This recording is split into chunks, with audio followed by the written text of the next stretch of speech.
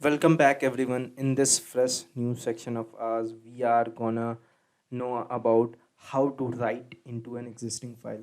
In our previous video, we have already looked into how to read a file and how to read the contents of a file and how to create a file. We looked into all the three ways on which how we can create out a file in this. Now we are going to look into how to write into an existing file. Again, we have looked into append and write. We have read about them in our previous lecture when we were looking into a presentation slide. Now, what we mean by append and write. So, let's take an example. We have example1.txt opened into append mode. We have looked into how to open it in read mode. The same thing we are going to apply it for how to open it in append mode. If we have opened it in append mode, then whatever you want to write into this file, whatever extra things you want to write, it will be added into the end of the slide. This is, hey, this is me, back again. Okay, if you open this file in append mode and write anything in this file, then it will be added into the next line, that is line number 3. But if you open example1.txt in write mode, it will rewrite the contents of a file. What I mean by this is whatever is there, let's say line 2 or there, hey, my name is Paul and this is my class, they will be removed, and whatever the new thing you want to add, it will be opened out over there. Okay. Now one more important thing that you should be knowing, that file 1, that is when you are opening in append, it opens a file appending and creates a file if it does not exist. So make sure there's no typo in the name. If there's a typo in the name, then a new file will be created, as you know that Python is much case sensitive. Okay, and write, it opens a file for creating, creates the file if does not exist. Same thing for write. So let's jump into our write into an existing file. So okay, so let's jump back into our file 1. Let's start by creating our file 1. So let's open file 1. File 1 equal to open, and then I'm going to open example 1.txt. Make sure the spellings are completely right. So I have example 1.txt. You can just copy out the name from here. That will be far better. So example 1.txt. Why I am doing this? Because if you have a typo in your name, then a new file will be created out. So let's open it out in append mode. So file 1 has been opened out in append mode. Let's check out the content of file 1. So file 1 is opened out in append mode. Now let's write a new line into file 1. So file 1 dot write. You just have to use the function write and whatever line you want to have it. So let's look into the content. So this is my class, and let's add a new line after this. Hey, or hope you are enjoying the session with an exclamation mark.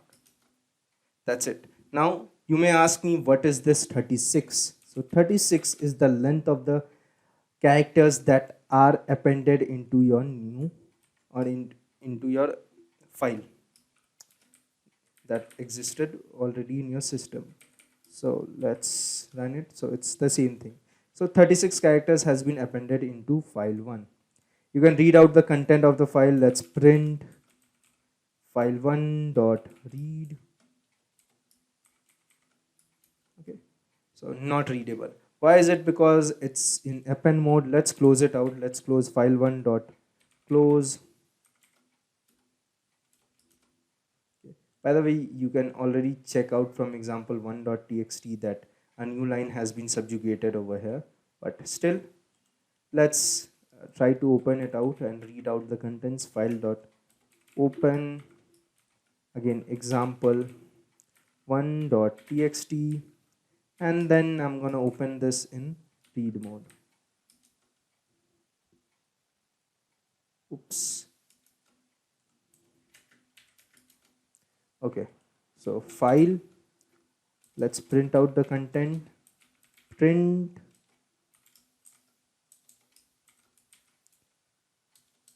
file1 dot read.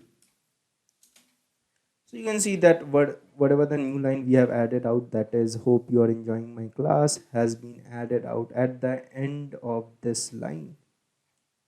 This has been added out at the end of this line. You can add one more empty line if you want, okay, just by creating an empty print write statement. Okay, then it will just create an empty line for you, and then you can add it into the next line. So that what an append function does. Now let's look into what do we mean by writing out in a file. Let's close file1 dot close, and make sure always close out your file once you have used it up. So let's take file2 equal to open. What is the file2 name? Example. Let's cut it off, example2. So I hope you are enjoying the classes. I wish you best of luck for your future. Now let's edit this out, example2, or let's take the example of 3. Okay, let's change the content of example3. Let's write something. Hey, how are you? I am fine. Let's save it out. It has been saved. We are going to play around with example3 because I don't want to waste the notes for you guys, or it will be affected once you play around with all of these. So let's open out in write mode. You can already check the contents at this, so I'm going to open out in write mode. And now if you do something, file2 dot write, the contents have been deleted. Okay, that's it. Let's play it out. So 33 is again the length of characters that has been subjugated into this. So let's close file2 dot close. Let's open back file2 again into read mode. File open. Okay, so by default it opens in read mode, so I'm not going to mention any more things. Example3.txt. So let's read out print file2 dot read. The contents has been deleted. You can just check out. Let's cut it and back open example3.txt. So you can see that the contents have been deleted. So that's how you can play around with file handling. Now one more important thing that I would like to tell you, that right now file2 is in read mode. Let's check. File2 is in read mode. If you try to write something into this, you will be throwing out an error.